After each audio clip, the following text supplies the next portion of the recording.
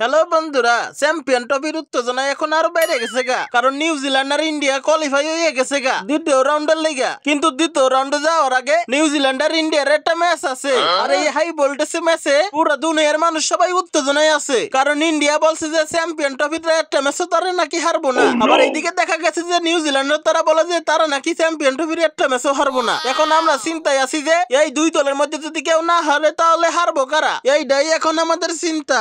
আরে কাকা, আপনার কোনো চিন্তা করা লাগতো না, কারণ নিউজিল্যান্ডের লগে ম্যাচ তো আমরাই জিতমু, আর সেটা কোনো নিউজিল্যান্ডের হালাপোলা আমাকে ঠেয়া রাখতে পারবো না। তা যাই হয়ে যাক না কেন, আর আমরা যেটা মুখ দিয়ে বলি ওইটাই খাটাই, বিপরীত দল যতই শক্তিশালী হোক না কেন ম্যাচ তো কাকু আমরাই জিতমু। रहा नहीं जाता, तड़प ही ऐसी है ना।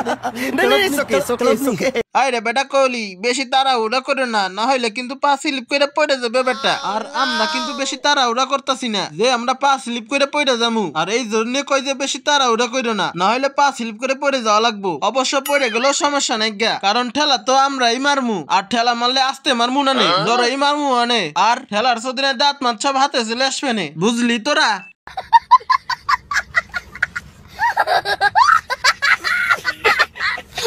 আইরে বেটারা, তো করে আমাকে বোঝান লাগতো না, তোমাকে তোমরাই বোঝো, আর তোমরা ভালো করে রেডি হয়ে আসো খেলার মাঠে। বড় সড়ো একটা পদ মারা খাওয়ার লাগা, আর এই পদ মারা খাওয়ার পরে তোমরা আর কারো চেহারা দেখাইতে পারবা না লজ্জায়, আর তোমরা আমাদের কাছে আমাকে পা স্লিপ করে যাইবো বেশি তাড়াহুড়া করলে। আরে বেটা, আমাকে ক্যারেক্টারই এরকম যে একটু তাড়াহুড়ো করি সবকিছুতে, আর তোরা বেটা মনে হয় জানোস না যে এই তাড়াহুড়া করি বলি তো অন্য দলকে পিছন মারতে পারি। আর বিশেষ করে তোকে লগে যে খেলাটা আছে এই খেলার লেগে বেশি তাড়াহুড়া করতাছি, কারণ তো ঘরে একটা বড় সড়ো একটা পদ মারা লাগবো আমাকে, না হলে আমার মনটারে আমি শান্তি দিতে পারতাছি না।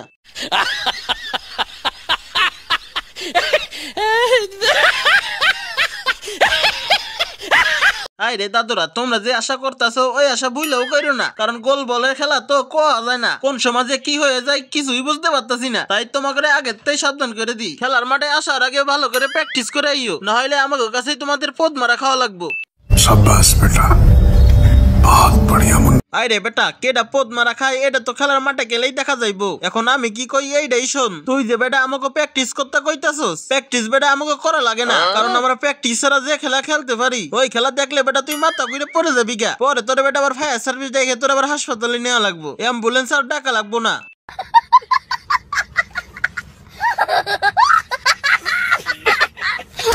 আরে দাদু, ওইটা তো খেলার মাঠে গেলেই দেখা যাইবো যে কাগো খেলা দেখে কাগো মাথা ঘুরে। আমি তো বেটা 100% শিওর আছি যে আর কারো ঘুরুক না ঘুরুক কিন্তু বেটা তো গো মাথা ঘুরে যাইবো আমাকে বেটা খেলা দেখিয়া, বুঝছো তোমরা? তো সুপ্রিয় দর্শক, ইন্ডিয়া আর নিউজিল্যান্ডের খেলার মধ্যে খেলা শেষ হইলেই বোঝা যাইবে যে কে ডাকারে পিছন মারে। তো আজকের ভিডিও এই পর্যন্ত, কি যদি ভালো লেগে থাকে তাহলে লাইক করুন, কমেন্ট করুন, পরবর্তীতে মজার মজার ডাবিং ভিডিও পেতে চ্যানেলটিকে সাবস্ক্রাইব করে রাখুন। তো আজকের ভিডিও এই পর্যন্ত, কি আল্লাহ হাফেজ।